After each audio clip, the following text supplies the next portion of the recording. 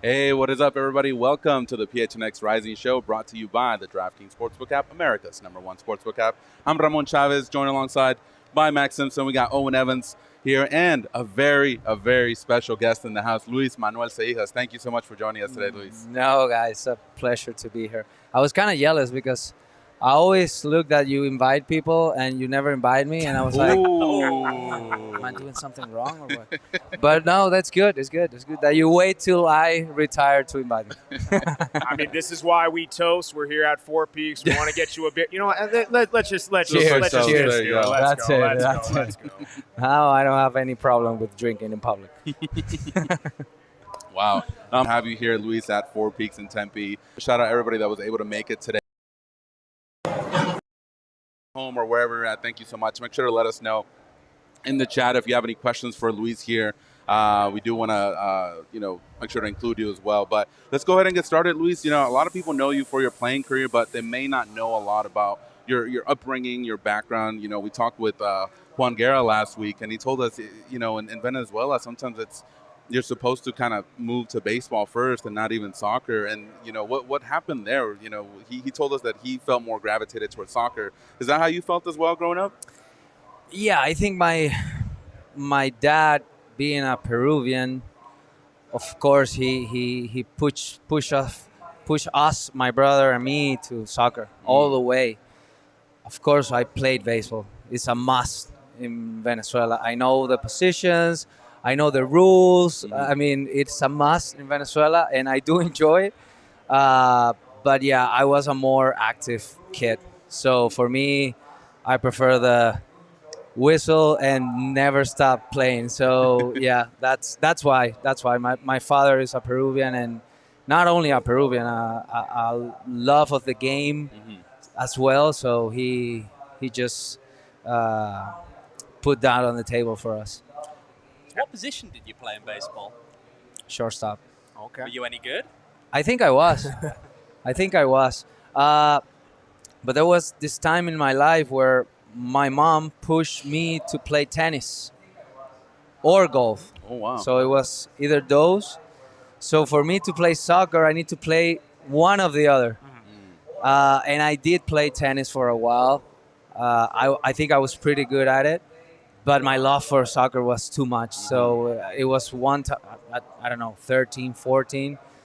I just throw the rackets on the floor and said, I'm done with this. Wow. Soccer is my thing. And that was it.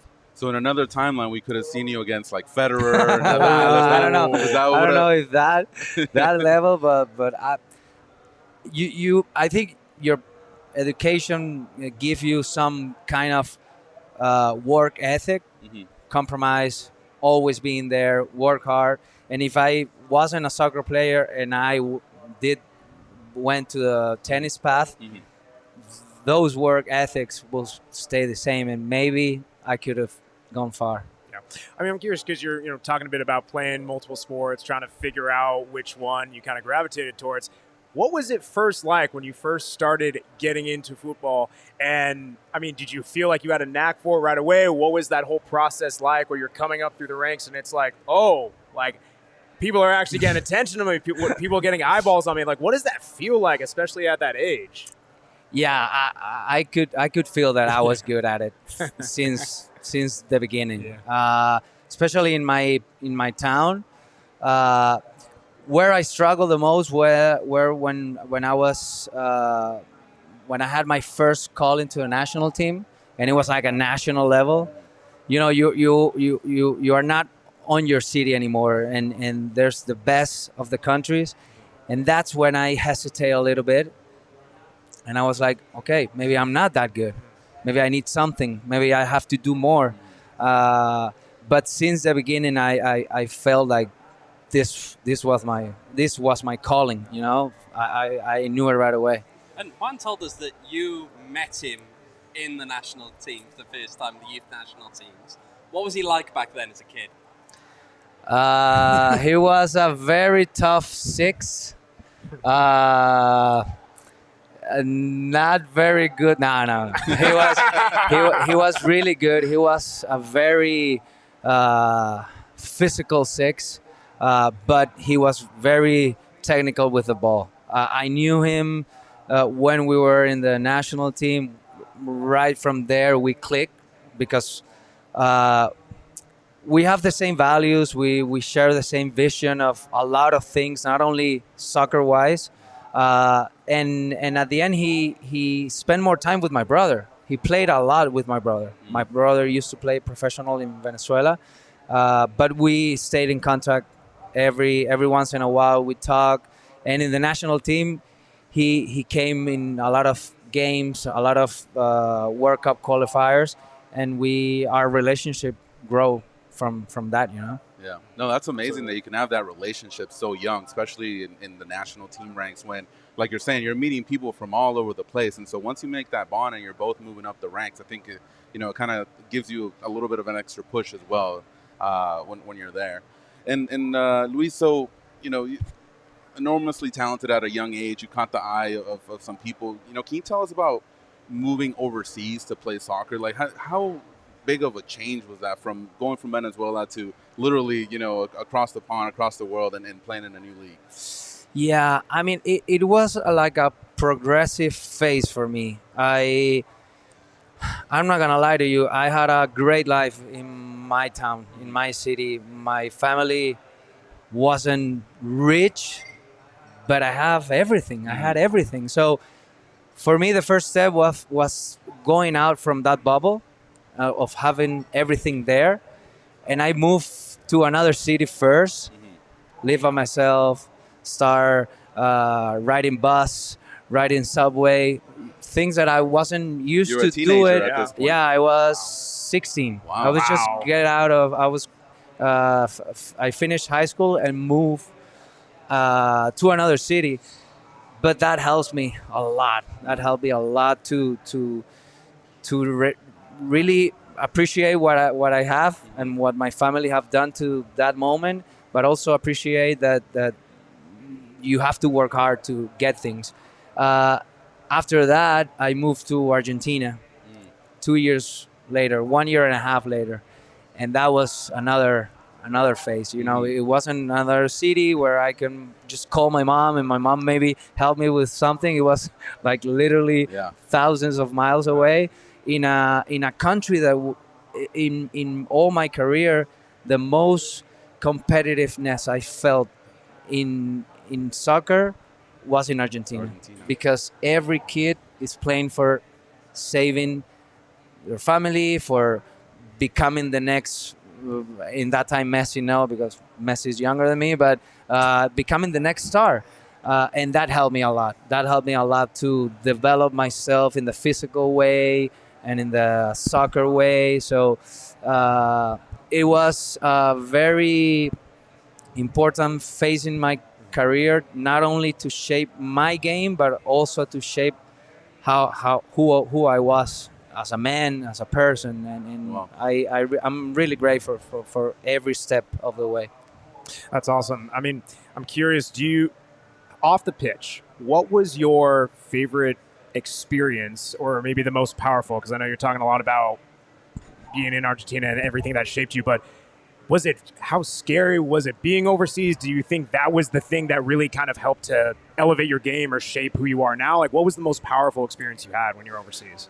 Well, the most powerful thing was I was so focused on my game that I didn't care where I was.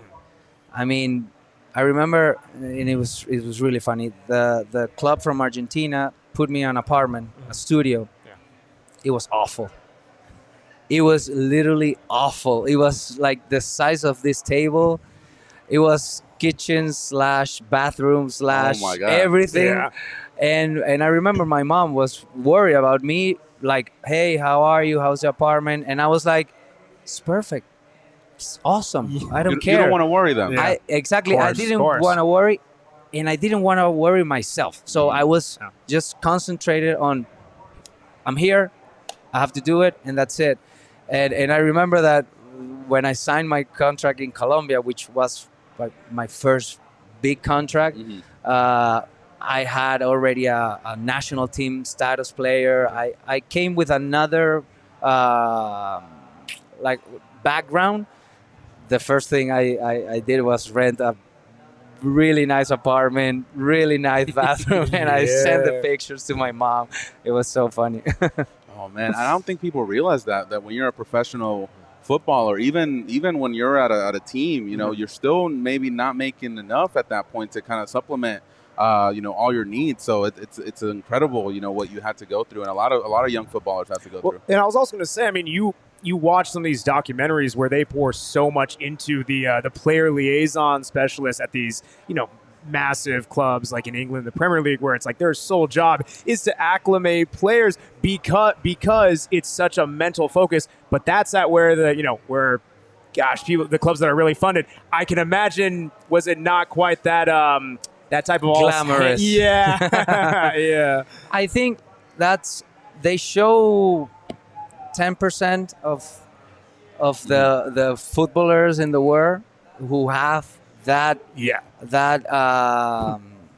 kind of, you know, glamorous and the teams are like that. I remember I thought when the COVID thing just broke down and we have to do the quarantine, and this news always like, Messi, it's like giving away 50% of the contract, and Cristiano, and I love that. And people in Colombia were saying the same to us. And I was like, listen, there's no near my contract near of those guys. So I love what they're doing, but you cannot put all the contracts at the same level as some of the guys who are at the top, you know, of the world. So it's hard. People always get that from the news, because if that's what it sells. Yeah. But it's not the reality for everybody. Absolutely. You know? Yeah, you see Mbappe was like $250 million, and they're like, oh, everybody makes that. Yeah, of course. Yeah. You can have my 50%. Of course, you still have 125. Yeah, exactly. You know, we touched on it a bit earlier. Let's talk a little bit about you with the national team. We spoke to Juan last week about making his debut. Can you tell us a bit about what your debut was like? It was awful. It was a 4-0 against Uruguay. It was awful. Not quite the same positive spin then. But I was really young. It was 2006, I think. So for me, the result was just something there.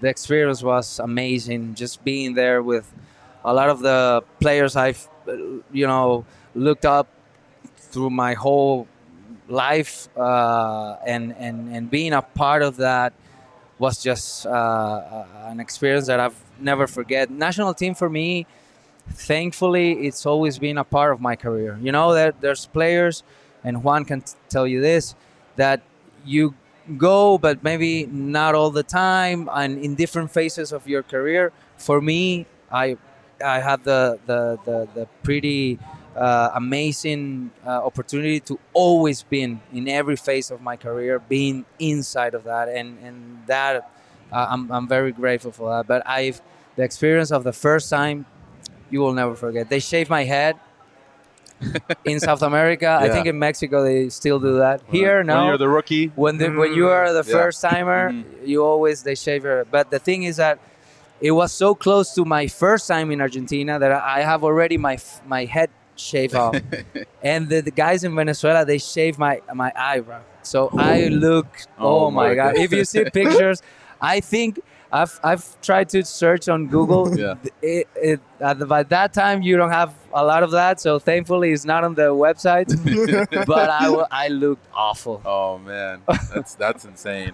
Man, when we look at your resume, Luis, insane. You know, when I'm doing research for today's interview, you know, team after team, accolade after accolade, you have an amazing career, and you've gotten a chance to play Copa Américas, you know, CONMEBOL qualifying.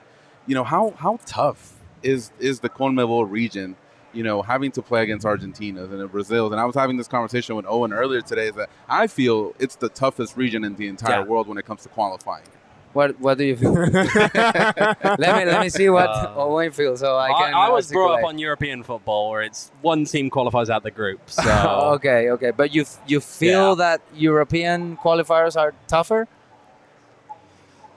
Oh, it's one team out of 6, though. That's the thing out of a group. One team out of 6 to qualify. He's not gonna say, but he said it's how tougher. many qualifies? 10? 13 was out of 55 teams. Yeah, no, I get it. But for me, I've been close to Europe, and for me, the CONMEBOL is different because you don't have group, so it's a round robin, away and home. You have in your same group Argentina, Brazil, Uruguay. You have their world champions, like a lot of world champions there. Then you have Colombia, you have Chile, you have Paraguay, who are, and I'm talking about a Venezuelan perspective, of course. You have countries that are way up there in the football culture, trophies, everything. So for Venezuela, it's too hard. It is really hard. Then you have the climate thing that you have to go to Barranquilla in Colombia, 110 degrees, and 3 days later you have to go to La Paz. So it's like 10,000 feet above sea level, freezing. The ball runs like hell. So yeah, there's a lot of things that you don't feel in Europe that South America is just it is really hard. Yeah, it's tough. And I see, I mean, in CONCACAF with Mexico, that's my experience. You know, you have teams like the USA, they have to go play in El Salvador, Honduras, these environments that they're not used to where the ball is muddy and you're going to have to get dirty. And that's how it is in CONMEBOL, which is incredible to get out of to make the World Cup. And that's what I was telling Owen. I was like, I feel like it's the toughest one, man. There's no comparing. Yeah, I think so. If they change the format, maybe we can have another discussion. But until now is round robin, so you have to go to Argentina, go to Brazil, and you have to end up in the first right now 5. So it's hard. Yeah. What does Venezuela need to make that jump? You know, to get into those top 5s and compete. I think the last 5 years, our situation as a country was really hard, and that immediately reflects to sports. And you can tell it not only in soccer.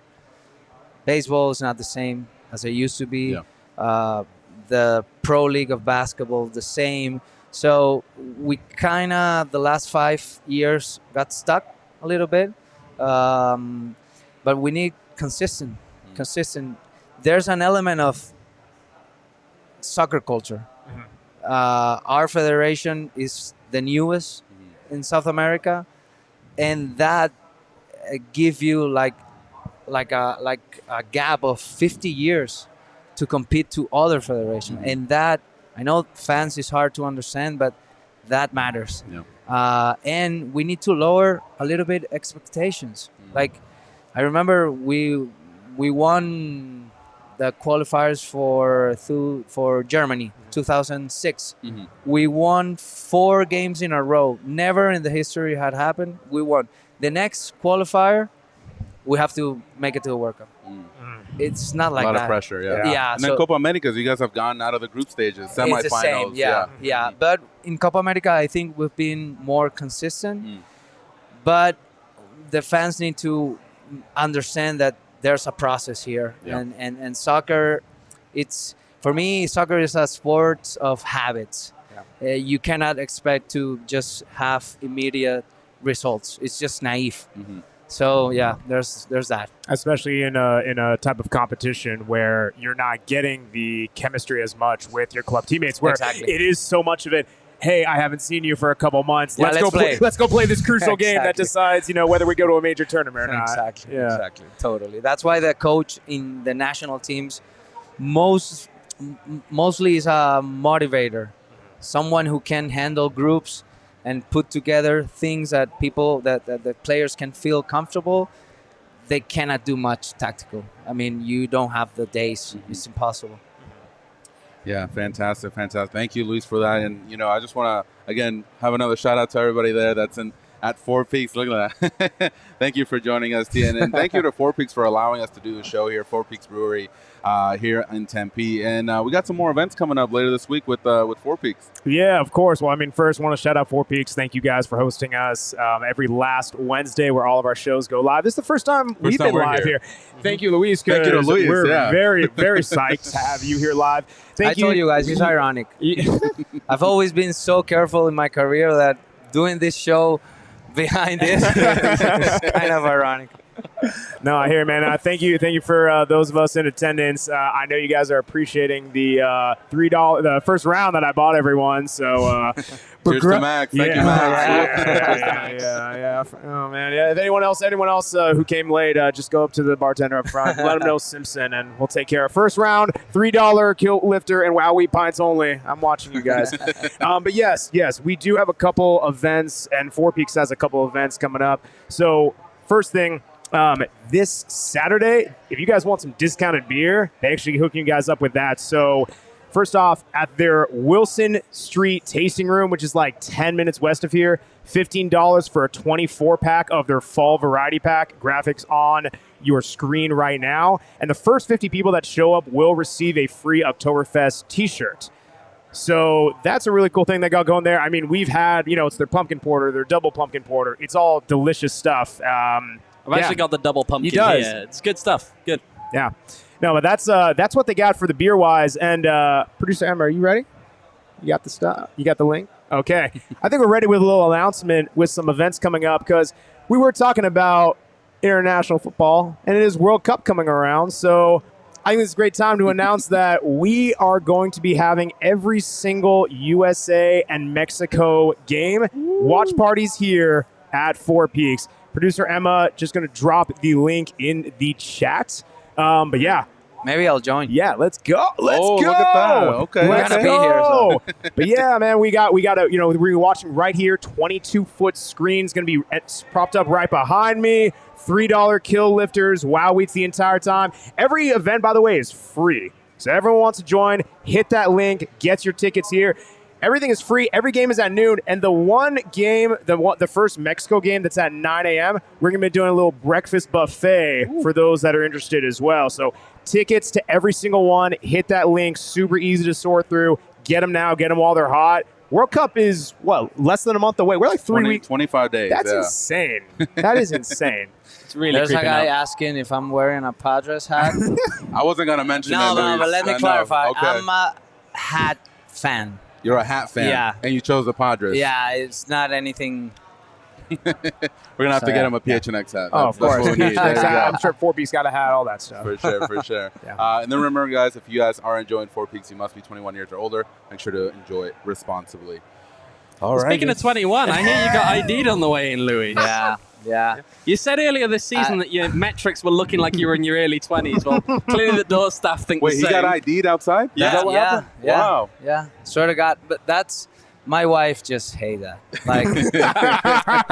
Because it's been like that since I'm 36. Imagine how it looked like when I was 17 or 18 when I was just trying to get to clubs. It was impossible. Impossible. Did they think it was a fake ID? Yeah, totally. And they on purpose said, oh, okay, no, tonight we raise the age. It's 25. Oh, wow. Go. Yeah. So That's not good. Oh, man. But Luis, continuing the talk with South America, Santa Fe, club legend. You were there 3 stints in there. What does that club mean to you? Obviously, it's a huge part of your career as a footballer. What does that club mean to you? It's been my life, actually. When I first signed, I never thought it was gonna get to that point. Usually, when I discussed to my agent to go to Colombia, I have my doubts, but really we were gonna use that as a jump to another league.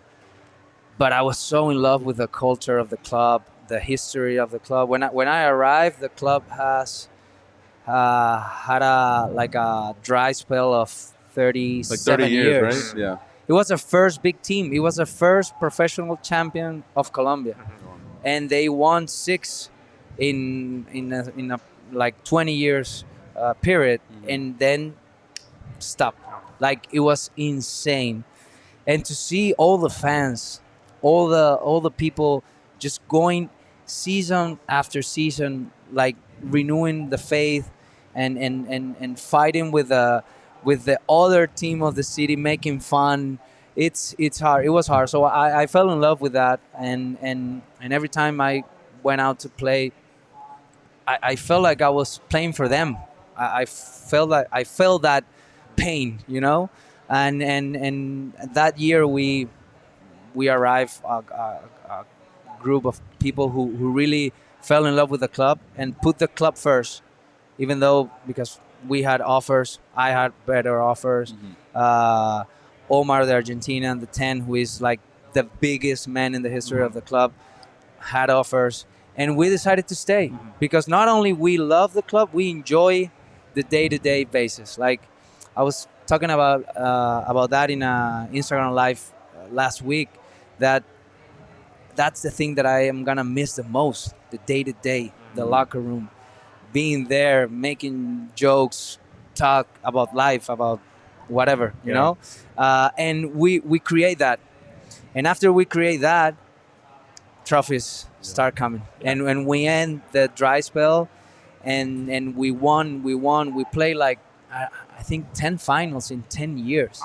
It was insane. We lost a couple, but we ended up winning everything. We in the domestical part, we won the league, the cup, the Super Cup, and then the dream of the president at that moment was, okay, we need to win an international cup. That's how you finish the circle.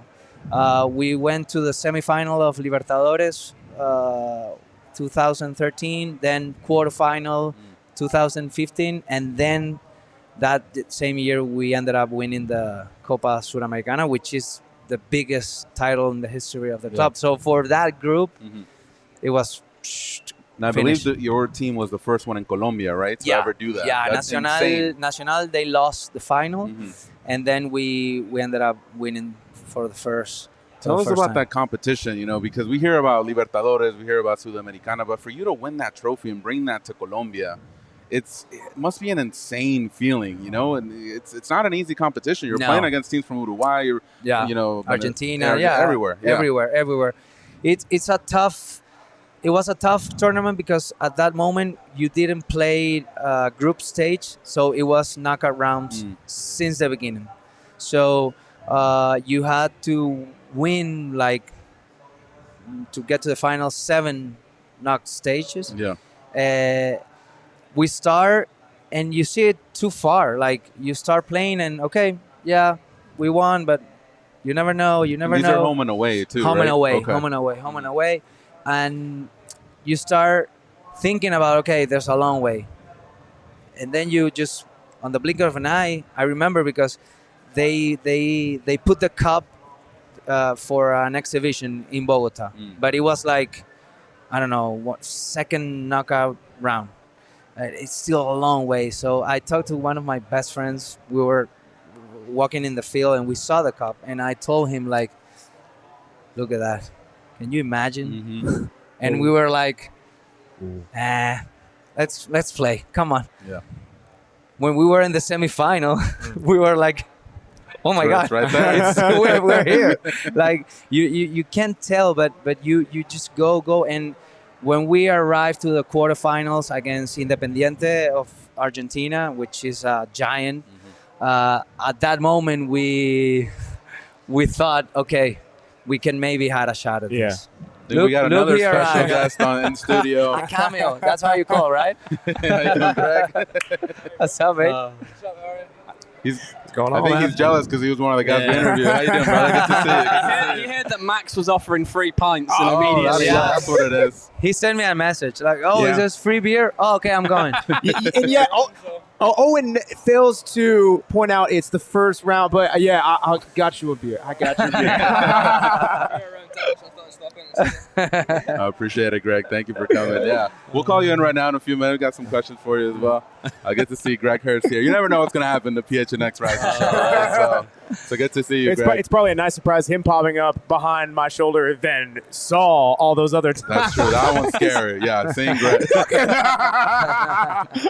I'm just kidding. So, yeah. But yeah, going back to the Copa Sudamericana, it was and for me as a Venezuelan, I was the first Venezuelan who can actually won the cup. Wow. So it was pretty big deal for me. Yeah. And by the end of the year, there's a newspaper in Uruguay who is El País.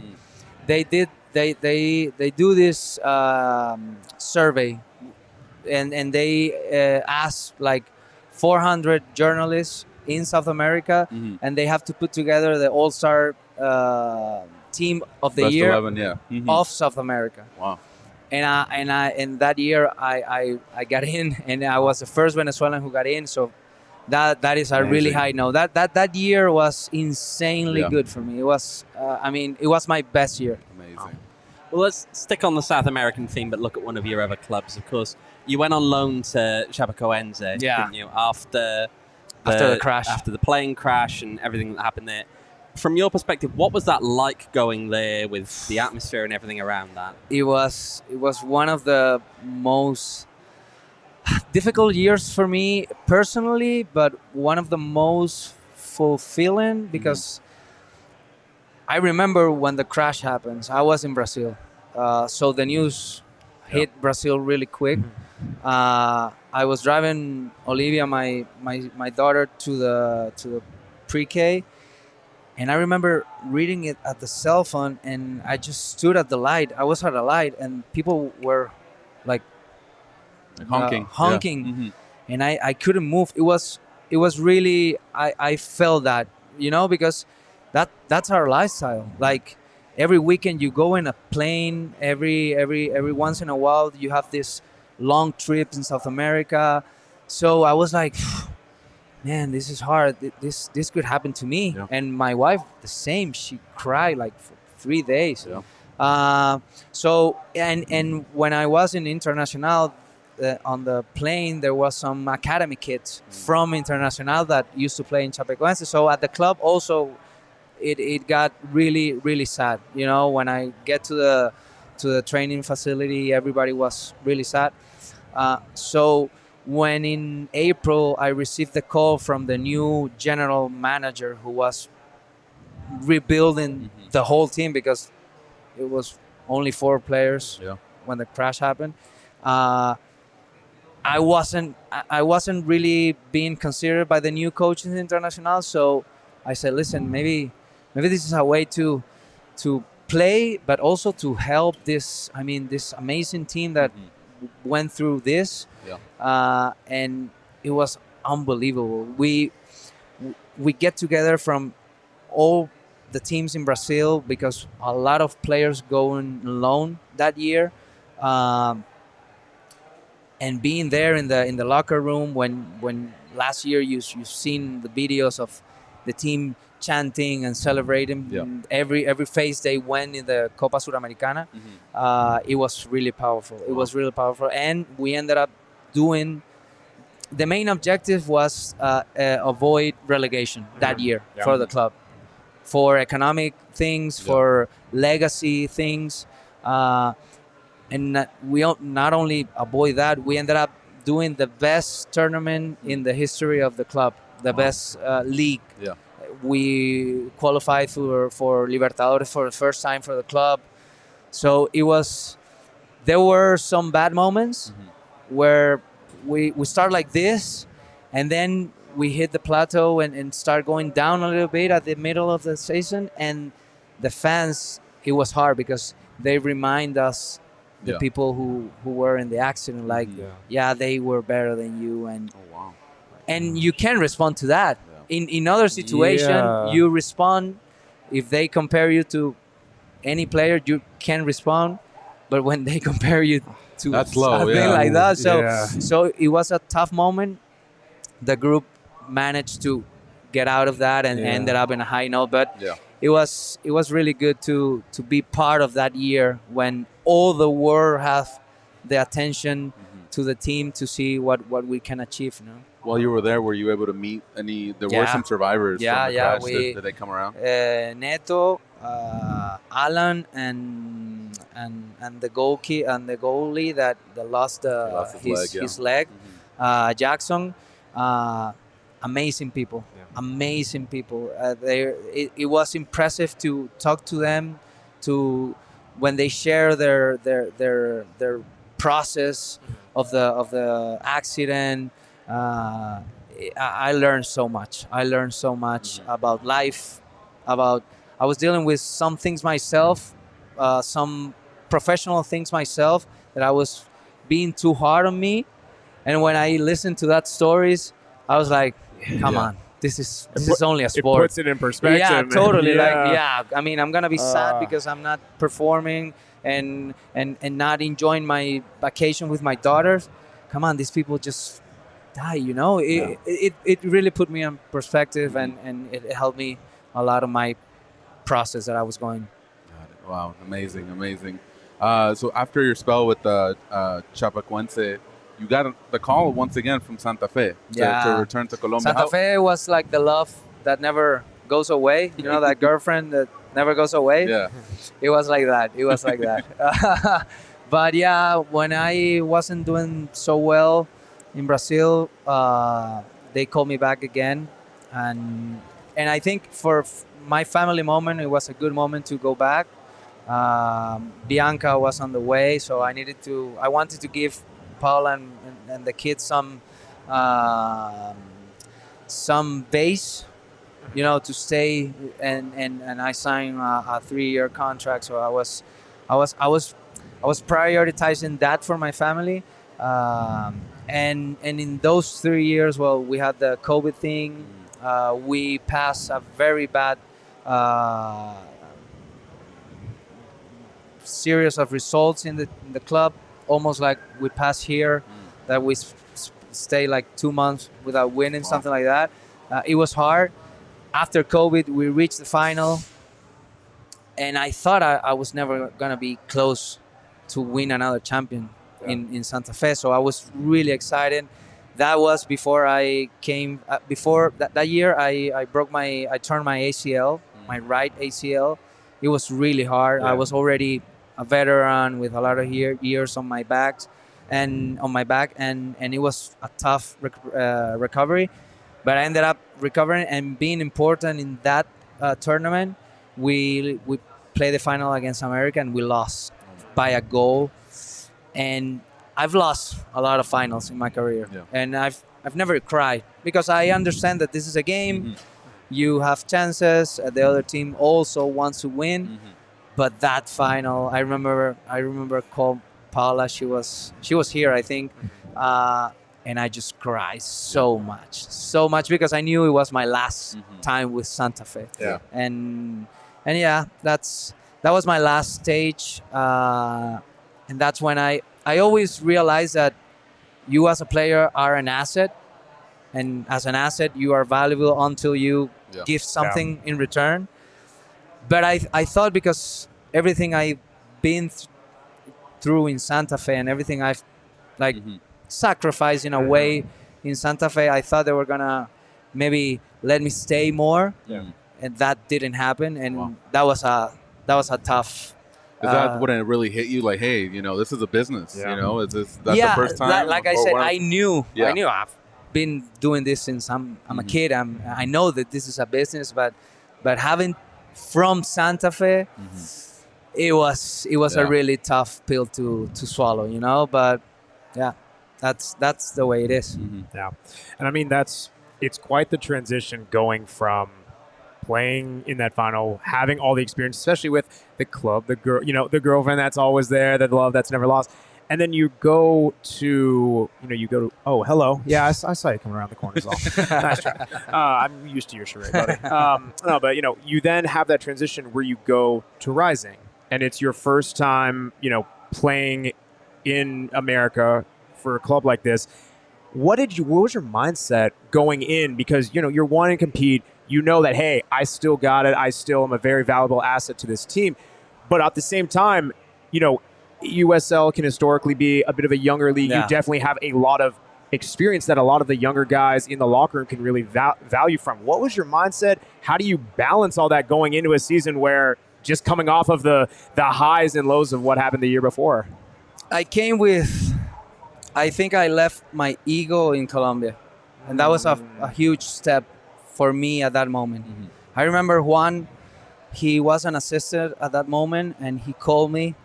Juan knew my career, knew my experience, but he told me, like, listen, they want to see you. Like, they want to do a tryout. And and he was like a little embarrassed about telling me this, but I was like, listen, what the heck, I've never been in Phoenix.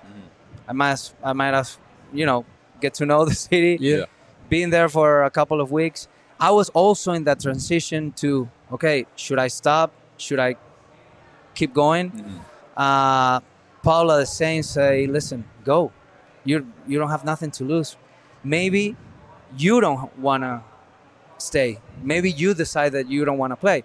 So I came with, I don't need to show my rings. I don't need to do that. And I remember John, the first guy I stepped on when I entered the club was John, there. And then after a week or two, he told me, like, I thought you were a tryout kid. Like, I didn't know you. Young? Is that it? Also that. But I think it was really nurturing. How do you say it? Nurturing? Yeah. Nurturing for me. It was really nurturing for me because, I wanted to prove myself on the field. Usually when you are old and you are a veteran, you don't try as much to do that because you have all the things you have done in your past. But in this case, it was a challenge. Yeah. Actually, it was a really good challenge for me. Like, okay, I want to see what they think when they see me on the field. Yeah. And from that day, I tried to enter the locker room being respectful of the hierarchies, being respectful of the guys who had more years in the club, and trying to, little by little, just show them that I could say something. I could say something to maybe Arturo. I remember was one of the first guys I tried to pass a tip. I saw it in a training. He was not controlling maybe the right way, and I told him, listen, maybe if you've changed like this. And he was like, oh yeah, maybe that's right. And from that moment on, it was really good. Of course, you always have that competitive guy inside you, and I always wanted to play, and this year was the same. But I think this year helped me to re-engage to that amateur part of myself when I was a young kid. Gotcha. I mean, this year, of course, was a tough year. Yeah. Not necessarily the best year to hang up the boots at the end of. You don't get the fairy tale finish with the trophy lifting. But how important do you think your role was off the field as one of the more experienced players compared to some of the younger guys on the team? I think it was good. Me and the other grown-ups in the locker room, if you can say it like that, we tried to keep everything together through the tough moments. Because in the tough moment, it's when you have a lot of young guys, everybody's going different directions. So I think Darnell, in that sense, made a huge role, play a huge part of being the captain. And, we are in the storm. We have to stick together, and that's it. It was a hard year, I know. It was a hard year for the fans as well, who were not used to a season like that. And I use this space to say to them that we know that, I know that, and we never took that for granted. So it was hard for them. It was also hard for the group. It was not easy. I know here in the USA, like I said, you can separate your work from your life, but I know it was tough, and the group wasn't happy about what was going to happen. What was going? How do you say it? Sorry, my English. What we were going through the year. But at the end, I think you have to use these moments to reflect on the things you have done in the past, and not only on the field, also off the field. I think this is a good moment to maybe, okay, what do we need to do to keep the pace of the guys that are on the top? Okay, are we still growing every year to year? What do we need to do? And I think this is a bottom, and now it's gonna be high. The next year it has to be a different image of the way the coaching staff develops the tactical systems and everything that surround the play, and also from the front office part as well, and aspire to win the thing that you want to win, that is the championship at the end. I mean, going through a tough season, you got really close to your teammates. You can see every day, some people are growing leaps and bounds in their career, especially if they're young in their career, just starting off. Who are, maybe a player or two of your teammates last year that you really thought, man, like they improved so much that they really had like something to look forward to next season, that you just saw something in them and that you can see that they brought it every day into training? I think the group was amazing. Every player knew that they have to put something extra, and I like that. You have to lead by example, and that is my motto. That is the thing that I have always tried to put on my career, and I was always every day one of the first guys. Aiden was always the first. I could never beat that guy. Never beat that guy. He was so early. But when you have this type of veterans on your team, the young men have to keep up. They have to be. I mean, in a training, in a practice, if the young guys are not the one who are putting the most numbers on the GPS, something is wrong. And I think the young kids try to keep up, and that's a good thing. I think Arturo have a lot of potentials. He struggled this year with the injury and not being able to maybe put the numbers that he put the last season. But I think he was really consistent in training, and I always talk to him. He has a future ahead of him, and also I wanna talk about Ryan Flood. Ryan Flood is one of the most technically guys I've seen. It's hard to find lefties. It's really hard to find lefties, and I think Ryan is a natural.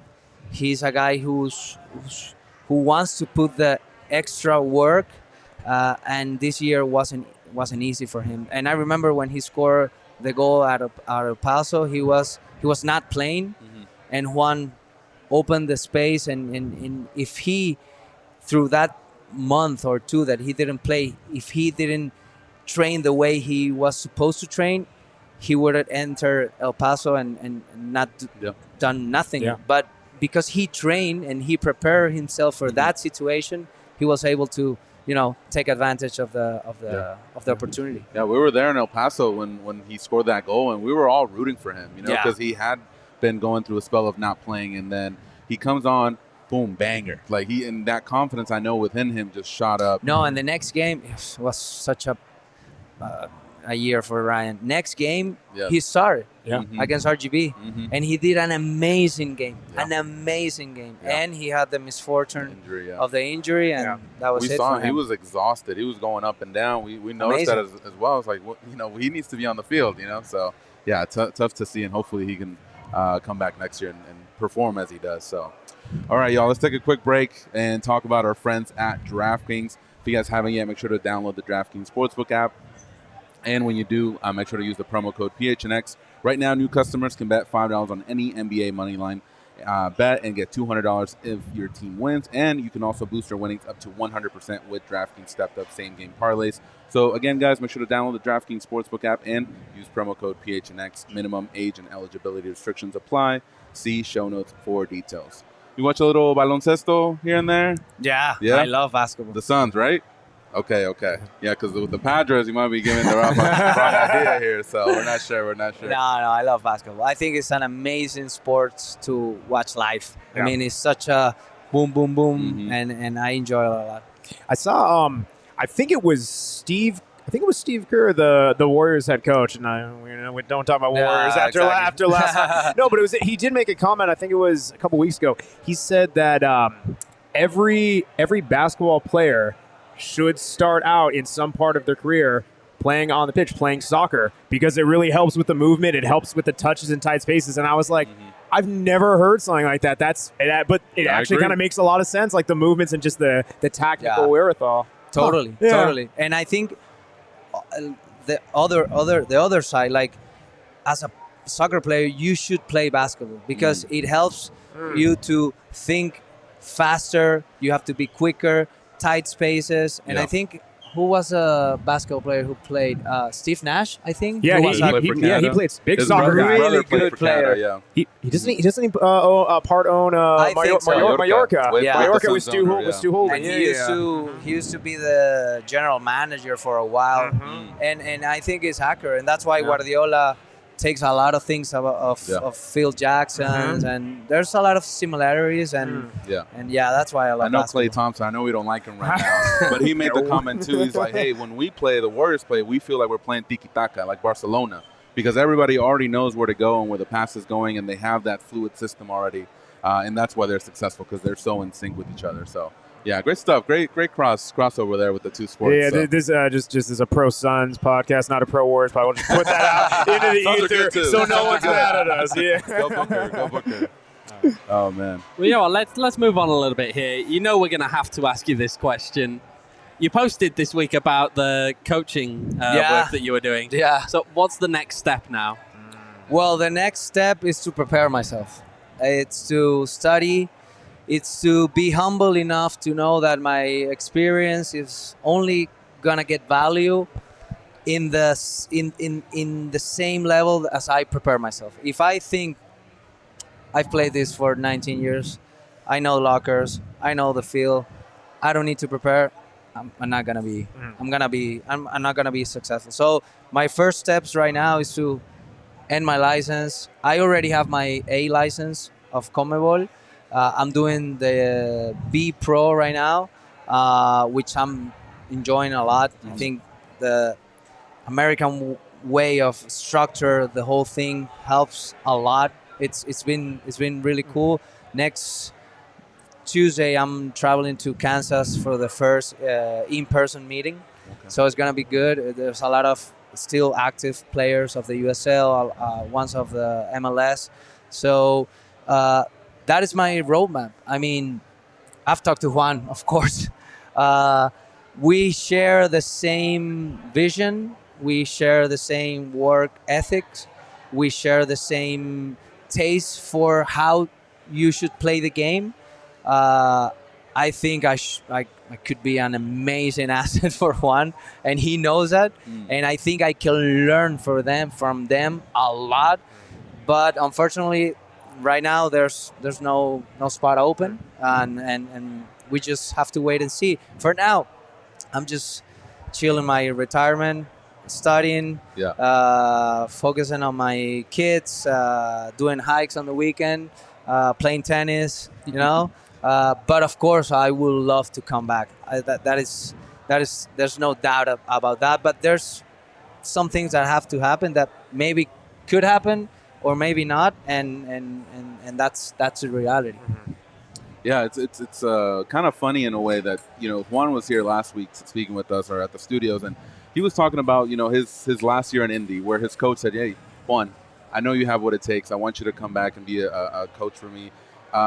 It's amazing that now you're in that situation under Juan, and I know you said that there's not a spot, but I think I speak for all the fans. It'd be amazing to have you in any capacity. with Phoenix Rising? I talked to Juan. Maybe 5 months ago, because this is my decision. Wasn't just, oh, I woke up, I'm retired. This, you have to process that, and I knew Juan went to that process, and I talked to him, and he said to me, listen, if you want to stop playing when you feel you have to stop playing, you're gonna play until you're 41. You're going to be like Tom Brady. You're like 45, 46. Yeah, because you are a professional, because you take care of your body, because you prioritize, being good shape physically, mentally. So you are competitive. So if you want to stop when you cannot play, you still have 4 more years to go. Now, if you want to prioritize what's the next step and what's your next career, I think if you have the opportunity, you should take that. And when I finally decided, I did that. I mean, I prioritized my starting career, because in 4 years I'm gonna be 40. I'm gonna be still young, but I gained 4 years of preparing myself, of grabbing assistant head coach positions and traveling. I would love to travel and try to go to these teams that I've played, Brazil, Argentina, Belgium, and try to gather as much things that I could grab before I become a fully head coach. Well, I know people were already kind of floating around the idea of you being the head coach of Santa Fe. That's what I've been seeing on Twitter and stuff like that. So, I mean, I'm sure you'll get there, with your continued work. So, fantastic stuff here, Luis. Thank you so much again for being here. Last quick break here. We want to talk about our friends at OG's. If you guys haven't yet, make sure to check them out. ogsbrands.com. Pick up they got their new sleep edition gummies. So if you guys need a little bit of rest, make sure to pop one in before you guys go to bed. And I'm always slacking with it. I'm gonna do it soon. I'm always a little bad with the OGs, but you guys can not be like me and go to ogsbrands.com and purchase your very own OGs. And you can also purchase their products at your local dispensary. I also want to shout out Hertz Donuts, who provided our group with some nice donuts. And I don't know, man, OGs with some Hertz Donuts. It's a pretty nice combo right there. Yeah, but for sure. shout out everyone who's helps us out and makes this show happen. Appreciate you. Yeah, for sure. Shout out to them. All right. You guys want to end the show with some rapid fire? Let's I don't know if you go. watched our show last week, but we did some quick I think questions. not complete. Not complete. At the end, we did some rapid fire questions. You just let us know the first thing that comes to your mind, and we'll be good. Owen, do you want to start us off? No, you guys start us off. Go on. You want to start? Okay. You guys start us What's off. your favorite spot in Phoenix? It could be, hiking or food, whatever. What's your favorite spot in Phoenix? Taco Cello. Taco Cello, downtown. Yeah. What's your favorite taco from there? Carnitas. Carnitas? Okay. It's amazing. It's an amazing place. It's Yeah. a really good vibe there. Okay, I'm Nice. gonna stick with the food theme. Favorite home cooked meal? Arepa. It's a Venezuelan dish. I don't know if you heard. Oh yeah, Is there a specific Okay. arepa or just the cheese ones? Because those are the ones I've had. Well, my wife, Reina Pepiada, which is like lettuce, avocado, chicken, mayonnaise, is top notch. Sounds like a good meal. What's your favorite goal you scored in your career? Oh, Miami. Oh, my career. Okay. Well, I thought this year Miami for sure. My career. Oh my God. I score a rebound from a PK, which it wasn't the beautiful goal, but the meaning of the goal was impressive, because we ended up going to the final with that goal, then winning, then going to Copa Sudamericana. So it led to something amazing. And my first goal with the national team. Yeah, that was a good goal. But with Rising, you're saying the Miami goal this Miami, year. for It was on sure. Sports Center. It was I know. crazy. I know. I hope on the year of my retire, I don't know, the USL give me something with that goal. Come on, guys. It should have won goal of the year. Quick question about that, because it looked this season like every time you had a chance just with that left foot, you were just hitting it. And in the last game too, it seemed like your teammates were just saying, "Go and get the ball. Go and hit it." I remember when the the second time I went to Brazil from Santa Fe, they made this huge say goodbye game for me, but it was an official game, so it was like organic. Like the people just go to the stadium, and every teammate passed me the ball, and I shoot from everywhere, and all the stadium you can feel like the oh, come on, put it in. And when I did score that game, it was insane. Like it was an explosion. That's how we were in the last game. And in the last game, I felt the same. Aiden passed me the ball. Santi was always looking for me. But my left foot that day wasn't that caliber. But at least I have the assist for Gabi, which is an amazing player. I hope he can return because he's really good. But yeah, the last game was like that. Everybody was passing the ball to me. Fantastic. Do you play FIFA? You get on the sticks? Yeah, with PS4, but there's Xbox? Yeah, with my brother. But it's been like 2 years since I don't play. Who's Daughters. Yeah, you know. a lot of responsibilities. Yeah. Who from your this Rising team this past year, who would be someone like if you can play them one-on-one, whether it's FIFA or in real life, like just maybe a little like, hey, let me see if I can dribble past you. Who's that person for you? I'm gonna say my man Darnell. Yeah, because he's really tough. But when you pass it, I don't want to go easy. I don't want to say a striker who are not used to. I wanna face the best one. So Darnell for me. Nice.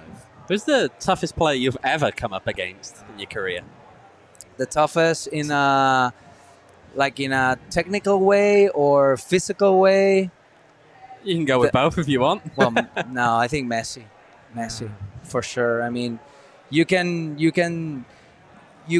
see the guy from the stands and you can see the guy on TV, but when you are face to face, like, he's an alien. He's the best one. Insane. Yeah, for sure. Speaking of Messi or Ronaldo? Messi.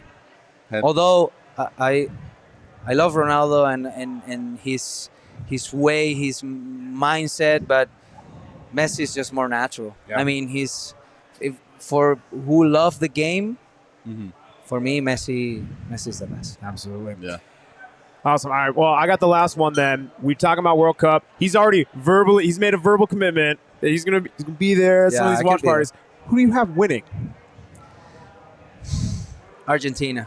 Wow. I'm rooting for South America. Yeah. Okay. I'm rooting for South America. It's Messi goes out with a bang. Yeah. His last World Cup, he's winning it all. Last World Cup. Yeah, okay. I want the debate to end.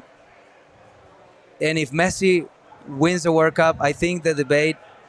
Greatest of all time. I mean, that second second Mexico group stage game, the Saturday, where it's Mexico versus Argentina, that's going to be insane here. Yeah, it's going to be good. That's a great pick, though. That's a great pick. Yeah, it's going to be tough. It's going to be tough. World Cup is a different thing than Copa América, than qualifiers. But I think he and Argentina team they're going to get there in a great momentum. Yeah. So let's see what happens. And I hope it's a South American team. Absolutely. Yeah, for sure. All right. Luis, thank you so much for joining us today. We're really blessed to have you Sorry here. for my English if I got stuck a little bit. Fantastic. My wife is going to laugh, I know. My friends always make fun of me because once I have a few, I start speaking Spanish. Okay. That's how it happens. So, but thank you so much for being here. Max, Owen, great questions. And everybody here at Four Peaks, thank you so much for having us. And we will be back next week for another show. Again, thank you so much. Yes, sir. Cheers. One last cheers. Cheers, Jeff. Cheers. Thank you, guys. Thank you so much. Until next time, guys, thank you so much for tuning in, and we will see you next time. Bye-bye.